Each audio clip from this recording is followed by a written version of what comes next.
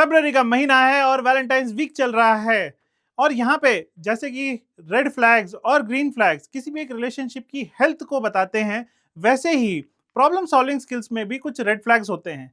अगर in red flags को address किया जाए ठीक ढंग से तो आपकी प्रॉब्लम सॉल्विंग स्किल्स भी इंप्रूव हो जाएगी। सो आज के इस वीडियो में हम ये डिस्कस करने वाले हैं कि ये रेड फ्लैग्स होते क्या हैं और कैसे हम इनको अच्छे से इंप्रूव कर सकते हैं।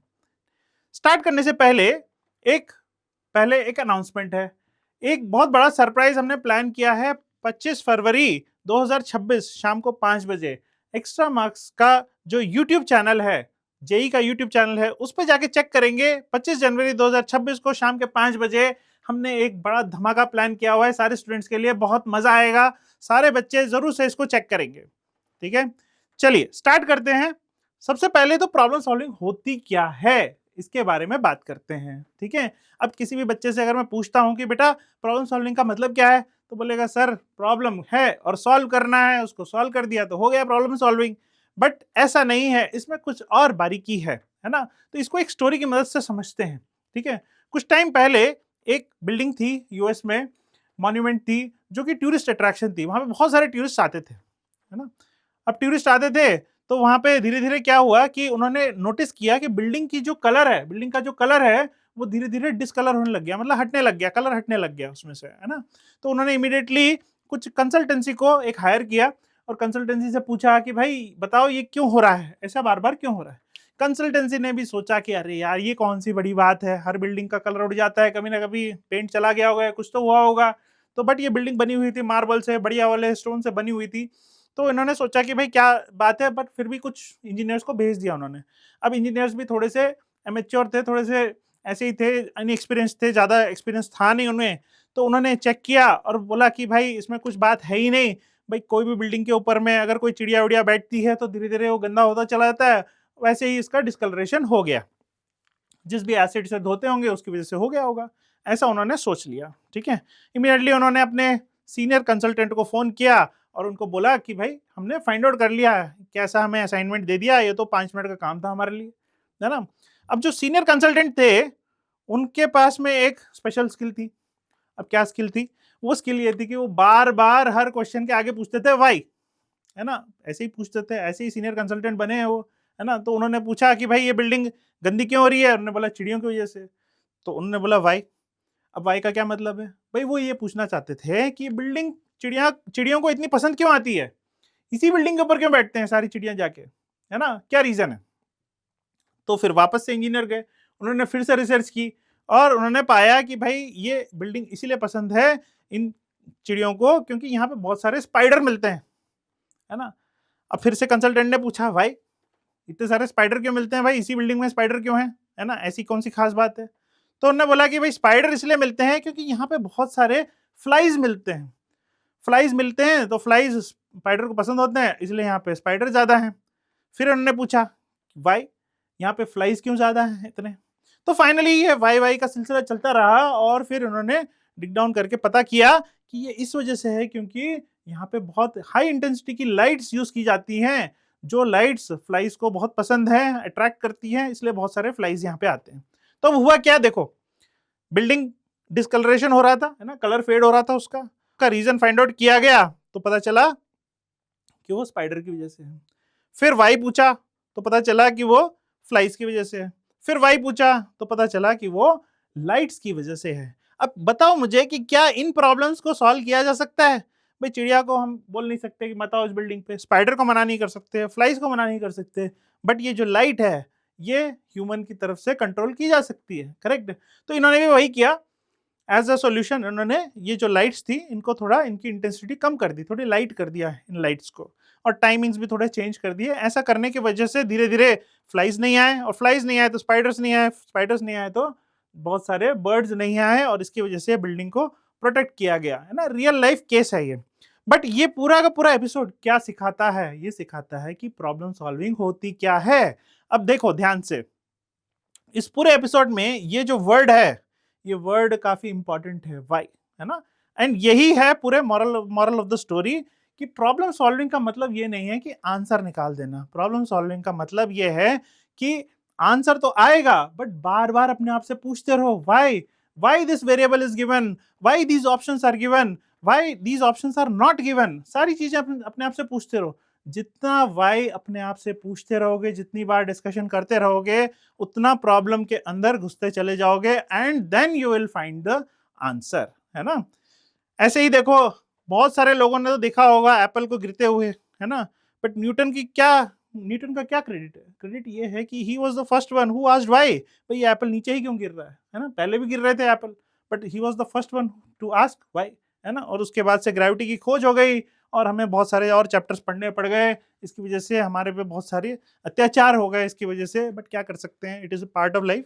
ठीक है, चलिए आगे बढ़ते हैं। अब हम बात करते हैं रेड फ्लैग्स। प्रॉब्लम सॉल्विंग में क्या क्या रेड फ्लैग्स होते हैं? तो पहला रेड फ्लैग क्या है? Not paying attention, not paying attention to the details, है ना। डिटेल्स, अब डिटेल्स क्या होते हैं? देखो क्वेश्चन में कहीं कहीं पे लिखा रहता है नॉट, इनकरेक्ट, करेक्ट, ये क्वेश्चन में कहीं लिखा रहता है। Which of the following is not correct, ये लिखा रहता है। अब बच्चे इसको ध्यान नहीं देते हैं, है ना, और सीधे सीधे जो करेक्ट ऑप्शन होता है वो टिक कर देते हैं। बट क्वेश्चन में ये नहीं पूछ रहा है, वो पूछ रहा है which of the following is not correct, है ना। तो ये क्वेश्चंस पे ध्यान रखना है। अब कोई एग्जांपल देखते हैं अपन। देखो जेई मेन 2025 का क्वेश्चन है ये, 7 अप्रैल फर्स्ट शिफ्ट का क्वेश्चन है। इसमें क्या बोल रहा है? Number of relations on this set containing at most 6 elements including 1 2 which are reflexive and transitive but not symmetric, not symmetric। देखो यहाँ पे वर्ड लिखा हुआ है नॉट, है ना। अब ये मिस कर गए तो आंसर गलत आ जाएगा, है ना। तो ऐसे बहुत सारे क्वेश्चंस होते हैं जहां पे लास्ट में नॉट या इनकरेक्ट या करेक्ट कुछ इस तरीके से लिखा रहता है, तो इस पे ध्यान रखना है ना। एक और क्वेश्चन है ये, which of the following is not true. 4 options दिए हुए थे, मैंने ऑप्शन नहीं लिखे यहाँ पे। 2020 का क्वेश्चन है ये, इसमें भी यही लिखा हुआ है, सॉल्व करना है क्वेश्चन, बट आंसर क्या रिपोर्ट करना है? Which of the following is not true, सही वाला नहीं कर देना है, नॉट वाला कर देना है ना। तो इस बात का ध्यान रखना, ठीक है। ऐसे एक और क्वेश्चन है, ये सेट्स का क्वेश्चन है, इसमें भी यही है, 2019 का क्वेश्चन है, इसमें भी ये पूछ रहा है which of the following statements is not true, है ना। तो इस बात का ध्यान रखना है, ये एक बहुत बड़ा रेड फ्लैग है। हम लोग इस पे ध्यान नहीं देते हैं तो क्वेश्चन गलत हो जाते हैं, आता हुआ क्वेश्चन भी गलत हो जाता है ना। तो इसको नहीं करना है। चलिए दूसरे रेड फ्लैग की बात करते हैं, तुक्का स्ट्रैटेजी। ये तो भाई सभी लोग करते हैं, है ना। तुक्का लगा देते हैं भाई, सॉल्व किया 25% सॉल्व किया क्वेश्चन, उसके बाद सीधे तुक्का लगा दिया और बोला कि हाँ यही होगा आंसर, हमें पता है ना। एक बार एक स्टूडेंट ने बताया कि सर अगर क्वेश्चन लेंदी होता है तो उसका आंसर सी होता है, सी ऑप्शन उसका आंसर होता है, और अगर क्वेश्चन छोटा होता है तो उसका आंसर बी होता है ना। इस तरीके से उसने किया, ऑफ कोर्स उसका सिलेक्शन नहीं हुआ। ऐसी स्ट्रेटेजीज वर्क नहीं करती हैं। अगर आप तुक्का भी मार रहे हैं तो तुक्का भी थोड़ा इंटेलिजेंटली हमको तुक्का मारना है ना। इस बात का ध्यान रखना है, ऐसा नहीं कि रैंडमली कुछ भी बी ऑप्शन या सी ऑप्शन लगा दिया, है ना, ऐसा नहीं वर्क करता है, ठीक है। अब तुक्के स्ट्रेटेजी में भी जैसे मान लो एक एग्जांपल ले लेते हैं, ये क्वेश्चन है, sum of all the real numbers of x satisfying this equation, ये इक्वेशन गिवन है, इज इक्वल टू 1, ये गिवन है ना। ये भी जेई मेन 2018 का क्वेश्चन है ये वाला। अब इसमें बहुत सारे स्टूडेंट्स क्या करते हैं कि भाई something to the power something equal to 1 है, तो ये जो पावर में लिखा है इसको तो 0 कर देते हैं सीधे सीधे, ऐसा सॉल्व करते हैं, है ना। अब ये भी एक तरीके से तुक्का ही है, भाई टाइम बचा रहे हैं, ज्यादा मेहनत नहीं करना चाह रहे, तो सीधे सीधे पावर में जो लिखा है उसको 0 कर दिया, इससे x की वैल्यू निकाल ली। बट ये वर्क नहीं करता है, क्योंकि और भी केसेस हो सकते हैं जिनके बारे में ध्यान रखना है। ये वाला बेस, एक केस हो सकता है कि बेस जो है वो 1 हो जाए, बेस की वैल्यू 1 हो जाए, है ना, पावर कुछ भी हो सकता है। सेकंड, बेस की वैल्यू -1 हो जाए और पावर जो है वो इवन हो। ये सारे केसेस हैं जिनको देखना पड़ेगा, है ना। Third case is power is 0, है ना। तो ये सारे केसेस चेक करने पड़ेंगे इसमें, तब जाके आंसर आएगा। अब बहुत सारे बच्चे डायरेक्ट तुक्का लगा देते हैं, उससे कि ऑप्शंस गलत हो जाते हैं। इसमें लिखा हुआ है sum of the real values. अब एग्जामिनर भी बड़ा स्मार्ट होता है, वो क्या करता है, एग्जामिनर भी वो ऑप्शन भी देगा जो तुम तुक्का मारने से जो लेके आओगे, वो ऑप्शन भी दिखेगा तुम्हें साफ साफ आंसर में, है ना। तो ऐसा नहीं करना है। अच्छा, कभी कभी क्या होता है कि हमारा आंसर निकल रहा है लेट्स से 31, बट ऑप्शन में 31 है ही नहीं, तो हम क्या करते हैं, नियरेस्ट वाला 32 दिख रहा होता है तो 32 पे टिक कर देते हैं, है ना। तो वो भी वर्क नहीं करता है, ठीक है। तो ध्यान से करना है। अगर आपको तुक्का लगाना भी है तो पहले अच्छा अटेम्प्ट दो क्वेश्चन को, पहले 2-3 बार उसको अच्छे से ट्राई करो, उसके बाद फाइनली लास्ट स्टेप में अगर लग रहा है कि अब कुछ नहीं हो सकता है, रिव्यू के लिए मार्क कर रखा है, उस क्वेश्चन को 2-3 बार रिव्यू भी कर लिया है और नहीं बैठ रहा है, then you can go ahead with this. Otherwise avoid करेंगे ये तुक्का स्ट्रेटजी, ठीक है, लॉजिक के साथ चलेंगे, ठीक है। चलिए नेक्स्ट, थर्ड रेड फ्लैग क्या है? नो आंसर चेक, है ना। ये भी एक बहुत बड़ी मिस्टेक करते हैं बच्चे कि क्वेश्चन में जो भी दिए हुए हैं वेरिएबल्स, उनकी कुछ कंस्ट्रेंट हो सकती है, उन कंस्ट्रेंट्स को हमेशा ध्यान रखेंगे, है ना। मान लो कोई वेरिएबल है, मैथ्स का एग्जांपल ले रहा हूं, जैसे कोई वेरिएबल है, वो वेरिएबल कभी भी नेगेटिव नहीं हो सकता है ना। तो इसलिए जो भी ऑप्शंस आ रहे हैं, जो भी आंसर तुम्हारा आ रहा है, उसको हमेशा चेक कर लेना कि भाई वो आंसर पॉजिटिव होना चाहिए, है ना। इस तरीके से हमेशा हमको आंसर को चेक करना चाहिए, जो आंसर हमारा आ रहा है वो सही बैठ रहा है कि नहीं बैठ रहा। जैसे आंसर आ गया सीधे टिक नहीं कर देना, आंसर आने के बाद क्वेश्चन में जाओ और फिर से चेक करो कि सारे जो कंडीशंस गिवन है क्वेश्चन में, क्या वो सारे के सारे सेटिस्फाई हो रहे हैं या नहीं। अगर नहीं हो रहे हैं तो वो आंसर नहीं हो सकता है, ठीक है। जैसे कि अब ये क्वेश्चन है, मान लो बड़ा ही आसान सा क्वेश्चन है, 2022 का क्वेश्चन है ये, sin x equal to cos square x, है ना। देखने में बड़ा ही आसान है, कुछ भी नहीं है इसमें, बिल्कुल सही है। अब sin x equal to cos square x लिख लेते हैं 1 minus sin square x, quadratic बन जाएगी sin x में, उसको सॉल्व कर लेंगे, 2 रूट्स आ जाएंगे, है ना। बट अब हड़बड़ी में क्या होता है, 2 रूट्स आ गए तो हमने कहा कि भाई ठीक है, इस इंटरवल में बताना है तो इस इंटरवल में हम लोग सॉल्यूशन निकाल लेंगे और आंसर लिख देंगे। बट जो वैल्यू आ रही है sin x की, क्या वो सेटिस्फाई कर रही है इक्वेशन को, ये भी चेक करना जरूरी है। मान लो अगर ऐसा कर लेते हैं तो हमें क्वाड्रेटिक मिल रही है sin square x plus sine x minus 1 equal to 0। अगर मैं क्वाड्रेटिक फॉर्मूले से sin x की वैल्यू निकालूं तो minus b plus minus under root of b square minus 4ac divided by 2a। हमें दो वैल्यूज मिल रही हैं, -1 माइनस रूट 5/2 और -1 माइनस -1 प्लस रूट 5/2। क्या दोनों वैल्यूज एक्सेप्टेबल हैं? क्या ले सकते हैं? रूट 5 की value 2.236 -1 -1 minus 2.236 minus 3.236 divide by 2 -1.6 के आसपास आ गया ये वैल्यू। क्या sin x की वैल्यू हो सकती है क्या? ये नहीं हो सकती। ओनली दिस इज एक्सेप्टेबल, ये तो रिजेक्ट ही करना पड़ेगा। और क्योंकि इसको रिजेक्ट करना पड़ेगा तो इसलिए इंटरवल में सॉल्यूशंस कम हो जाएंगे, है ना। तो ऐसी मिस्टेक्स हो जाती हैं। तो जो भी आंसर आ रहा है उसको वापस से क्वेश्चन में डाल के जरूर से चेक करना कि सही है कि नहीं है, सेटिस्फाई कर रहा है कि नहीं कर रहा है, उसके बाद ही नंबर ऑफ सॉल्यूशंस बताना, ठीक है। तो ये तीसरा रेड फ्लैग है जिसको ध्यान रखेंगे, ठीक है।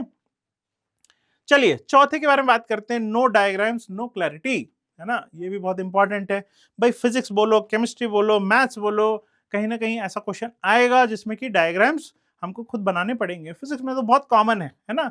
फ्री बॉडी डायग्राम हम लोग बनाते ही बनाते हैं, है ना। कभी पुलिस सिस्टम आ गया, कुछ भी आ गया, तो हम अपने से डायग्राम पहले बनाते हैं और उस पर सारी चीजें मार्क करते हैं प्रॉपर तरीके से, then only we start the question. तभी क्वेश्चन हम स्टार्ट करते हैं, करेक्ट। तो ये बहुत जरूरी है। मैथ्स में भी कोऑर्डिनेट ज्योमेट्री का क्वेश्चन अगर आया तो ऐसा क्वेश्चन जिसको बिना डायग्राम बनाए सॉल्व करेंगे अगर अपन, ऐसा क्वेश्चन बहुत रेयर होता है ना।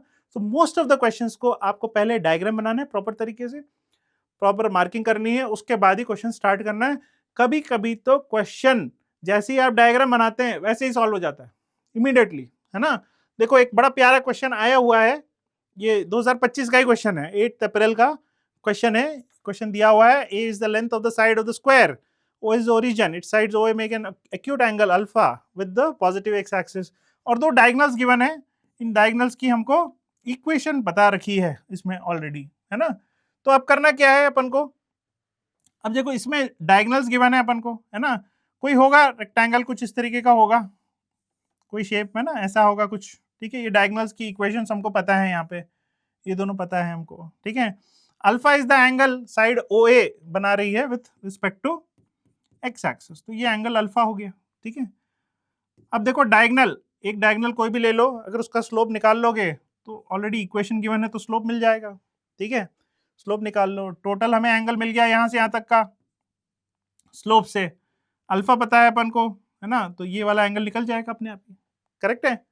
तो इस तरीके से अपन डायग्राम बना के जल्दी से क्वेश्चन को सॉल्व कर सकते हैं। सॉल्व करके देखना क्वेश्चन को, बड़ा ही आसान है, बट डायग्राम बनाना बहुत जरूरी है इस टाइप के क्वेश्चंस में, ठीक है।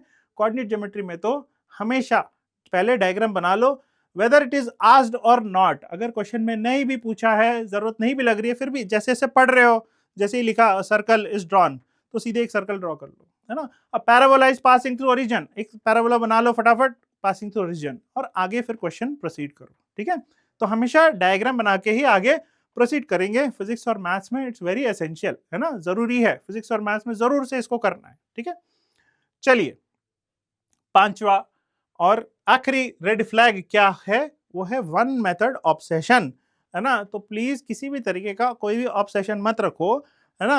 अगर क्वेश्चन आ रहा है तो उस क्वेश्चन को सोचो कि और दूसरे तरीके से कैसे सॉल्व कर सकते हो। Getting stuck to one approach for too long, है ना, एक अप्रोच से ही सॉल्व करे जा रहे हो बट हो नहीं रहा है, कुछ नया नहीं सोच रहे हो, है ना, तो ऐसा नहीं करना है। ये भी एक रेड फ्लैग है प्रॉब्लम सॉल्विंग में। अब जैसे ये क्वेश्चन गिवन है मान लो, ठीक है, ये इनवर्स ट्रिग्नोमेट्री का क्वेश्चन है, मिनिमम और मैक्सिमम वैल्यूज का सम फाइंड आउट करना है, sum of the minimum and maximum values हमको फाइंड आउट करना है। ये 2025 का क्वेश्चन है, जनवरी 22 का, है ना। तो अब इस टाइप के क्वेश्चन बहुत सारे किए हुए हैं ना, स्टैंडर्ड ही क्वेश्चन है, इसको हम लोग सॉल्व करते हैं। y इक्वल टू ये फंक्शन मान लेते हैं, है ना, सेक इनवर्स एक्स को t ले लो या कोसेक इनवर्स एक्स को t ले लो, जो भी एक क्वाड्रेटिक बनती है, मैक्सिमम मिनिमम लगाते हैं, फाइनली उसका सॉल्यूशन हम लोग फाइंड आउट करते हैं। लेंथी प्रोसेस है ना। क्या हम इसको कोई दूसरे तरीके से कर सकते हैं? बिल्कुल कर सकते हैं। इसकी एक शॉर्ट ट्रिक है ना, स्पीड बूस्टर ट्रिक है, ये हमने डिस्कस भी कर रखी है, हमारा जो वन शॉट है उस पर हमने ये डिस्कस भी कर रखा है ना, इनवर्स ट्रिग्नोमेट्री के, उसको जरूर से चेक करना। ठीक है, डायरेक्टली जो ये है इसका रेंज, इस फंक्शन का रेंज पाई स्क्वायर बाई 8 से लेकर 10 पाई स्क्वायर बाई 8 तक होता है, माइनस पाई स्क्वायर बाई 4। ऐसे ही अगर sine inverse x whole square plus cos inverse x whole square अगर दे दिया जाए तो उसकी रेंज ये होती है। ठीक है, बस बन गया आंसर। अभी क्या दिया हुआ है क्वेश्चन में, 16 टाइम्स हमें फाइंड आउट करना है इसकी वैल्यू।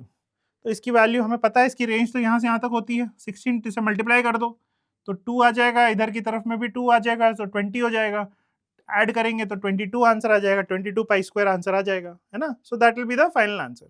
तो डायरेक्टली हम इसको सॉल्व कर सकते हैं, ट्रिक की मदद से बहुत जल्दी से सॉल्व हो जाता है। तो एक क्वेश्चन को एक मेथड से नहीं, जब आप प्रैक्टिस कर रहे हैं एक क्वेश्चन को मल्टीपल तरीके से सॉल्व करने की ट्राई करेंगे, है ना, और उसको एक लॉग भी, एक उसका लॉग भी बनाएंगे, एक क्वेश्चन, एक सारे जितने भी मेथड्स हैं उन सारे मेथड्स को अच्छे से अपने नोटबुक में लिखेंगे कि मेथड 1 ये, मेथड 2 ये, मेथड 3 ये, है ना। जितने मेथड्स कलेक्ट करोगे उतना आगे फायदा होगा। ठीक है, चलिए आगे बात करते हैं। अब जहां हम ट्रिक्स की बात कर रहे हैं वहां पे एक्स्ट्रा मार्क्स का यूट्यूब चैनल आता है, वहां पे आप जाके देख सकते हैं, दोनों लॉन्ग फॉर्मेट के और शॉर्ट फॉर्मेट के वीडियोस दोनों अवेलेबल हैं वहां पे।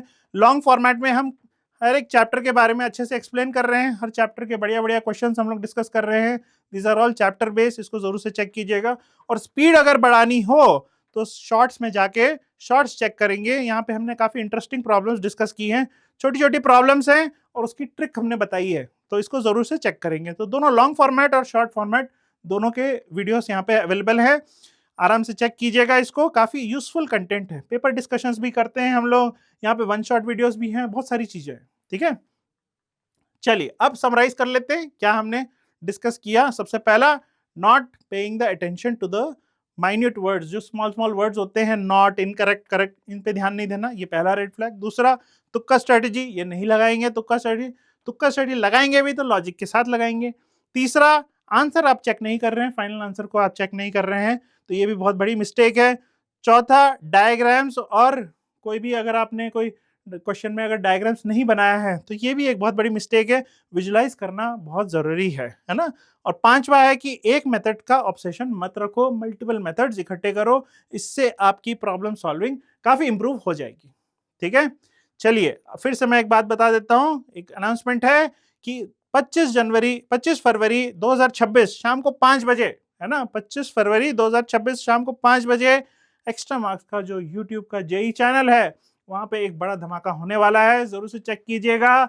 सारे स्टूडेंट्स वहां पे उस टाइम पे लॉगिन करके जरूर से चेक कीजिएगा, एक बहुत बड़ा सरप्राइज है सारे स्टूडेंट्स के लिए। ठीक है, I hope to see you all soon there. चलिए मिलते हैं अगले वीडियो में।